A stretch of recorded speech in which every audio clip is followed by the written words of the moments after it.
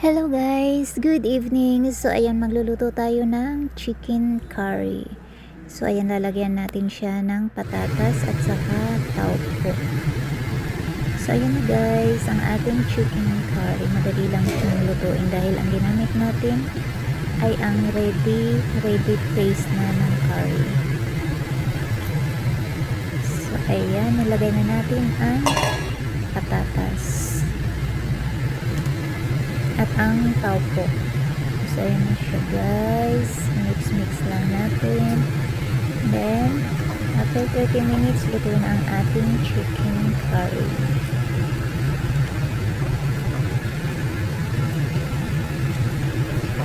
Haluin lang natin para mababad ang taupo, para ma-absorb niya yung sauce. Maya lagyan natin ng tubig.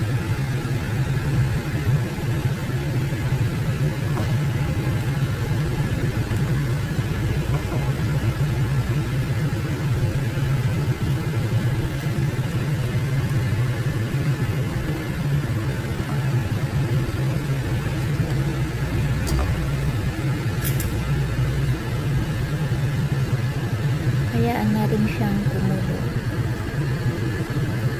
Then mga 20 minutes na malambot na ang chicken at ang patatas.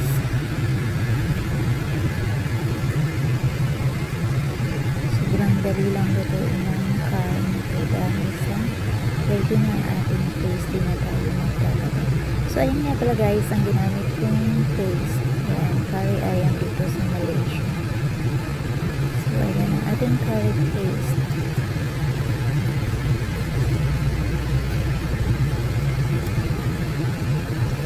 At siya naman ay ang gata, santan ang tawagin nito. So ayan, iuubos natin ang small packet na yan para sa curry. So maya na natin ilagay yung gata pag luto na ang chicken at hahaanguin na natin. So ayan guys, kunting halukay at mamaya luto na ang ating chicken curry.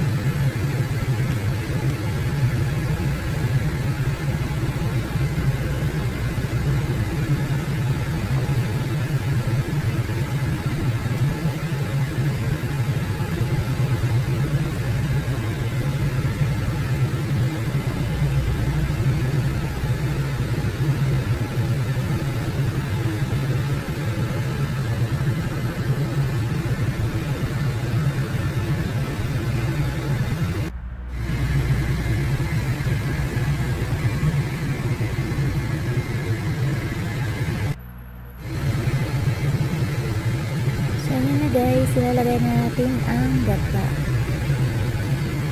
So ayan, busin natin yung isang maliit na packet.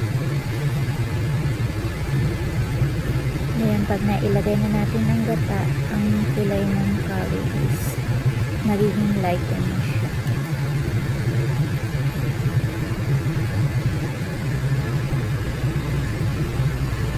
So ayan, ubos na ang isang packet.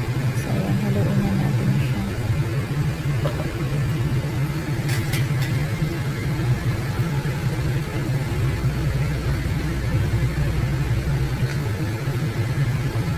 Ayan, naglighting na ang kulay ng ating curry.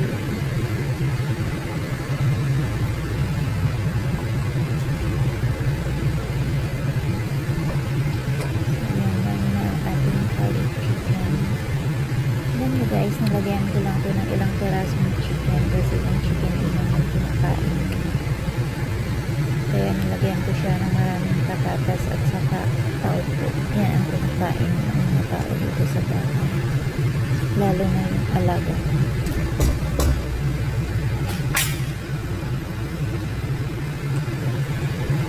So yan guys, pakaluin lang natin siya ng 2 minutes. Then after that, luto na ang ating chicken.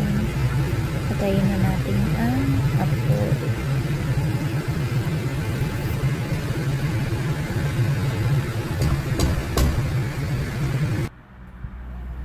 Huwag na natin siyang takpan para hindi mabuo ang gata. So ayan na guys, ang finished product ng ating niluto.